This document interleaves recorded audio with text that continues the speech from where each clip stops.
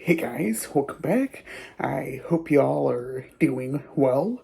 Today I'm coming back and reviewing what I think is one of the most generic, bland, and boring albums of 2022, being the Chainsmokers' So Far So Good. I did it to myself, but I figured I'd hop on and review something I may not be the biggest fan of. I remember listening to a few of the singles off the album upon their release, and I personally wasn't the biggest fan of them at the time, and even with a few more listens between then and now, it's a slight change for some of them, but, I'm still not the biggest fan of them.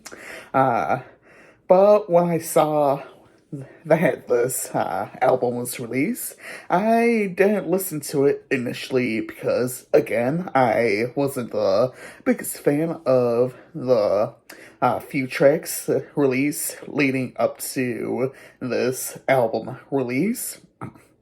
Overall, I feel this is, in a way, the lowest it can go for mainstream electronic and dance music, but I've never been the biggest fan of the Chainsmokers either. I have like one or two favorites of theirs that I do enjoy, but aside from those, I don't find most of their work to be really enjoyable. So yeah, let's go ahead and hop right into this album with this little bit of a lengthy intro. This is the duo's fourth studio album that was released on May 13th, 2022.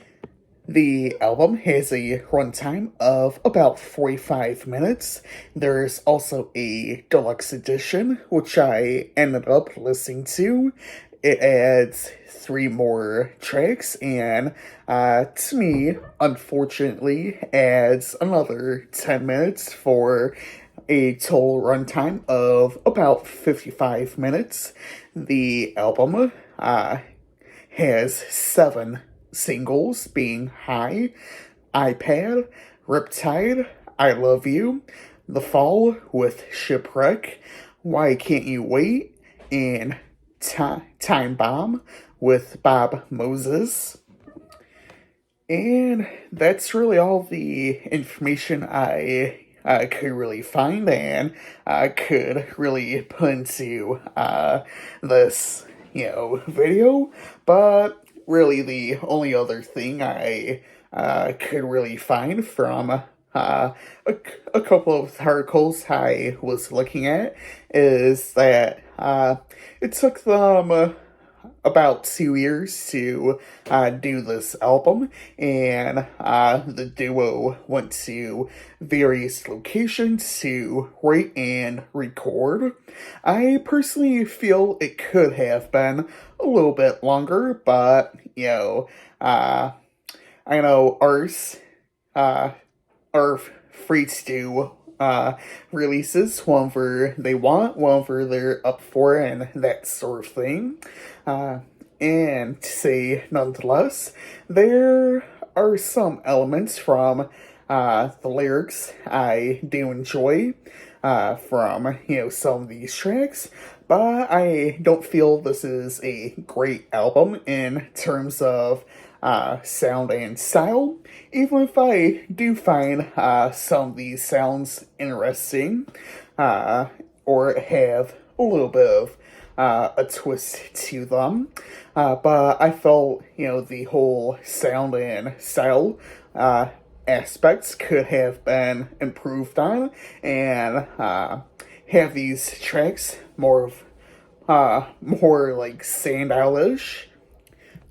Now, let's go ahead and hop into some of the tracks. We start the album off with Riptide. Right from the start, I in a way, feel the track is generic. I feel it has a generic drop, which we'll also see in later tracks. I also feel the auto-tune vocals seem overdone, which we'll also see be used throughout the rest of the album. I'd like to state real quick that I'm not against the technology of autotune, but I feel there's certain ways to make it sound right for someone to enjoy it. In a way, it makes me think of artists like T-Pain and Kanye West, with how Kanye did his album 808s and Heartbreaks, and how they became popular to help revolutionize it and make it sound right to everyone. Anyways, I'm getting sidetracked. I just feel the track Riptide is lyrically about love. High is the next track. I wish I was high when I listened to this album. I personally feel this is one of the better tracks off the album, but at the same time, I just kind of feel it was generic. Lyrically, I feel the track is about when a significant other only loves someone when they're in a different state of reality from drugs or alcohol. iPad, I feel, is not too bad of a track. At times, I do find it to be a little bit weak or underwhelming. I don't mind some of the auto-tune used throughout, but I felt it could have been a little better. Lyrically, I feel the track is about being disconnected from life and always having people coming and going in your life. Aside from the generic instrumental, I feel I Love You isn't too bad lyrically. It just seems there isn't a whole lot to pick at on some of these instrumentals and see as a whole. Lyrically, I feel the track is essentially about thinking of someone and having them on your mind. I'll finish us off with Cyanide. I feel it's an alright track to finish off the album. I don't feel it's necessarily one of the best tracks. In some way, I just kind of feel like this track is just there and nothing really much about it. I didn't really have any favorites, but I feel I Love You has to be my favorite if I had to choose just one track off the album. Today, I'll be giving the album a 2 out of 5. I feel it wasn't a bad album on the lyric end, and had some decent topics to talk about, but I just felt it was more or less with instrumentals where it caused issues for me. Anyways, I hope y'all enjoyed this video. As usual, feel free to leave your thoughts down below in the comments. Next week, I'll be looking at the Taylor Swift Holiday Collection by Taylor Swift on Friday, and on Saturday for Christmas Eve, I'll be looking at a Charlie Brown Christmas by Vince Guaraldi Trio.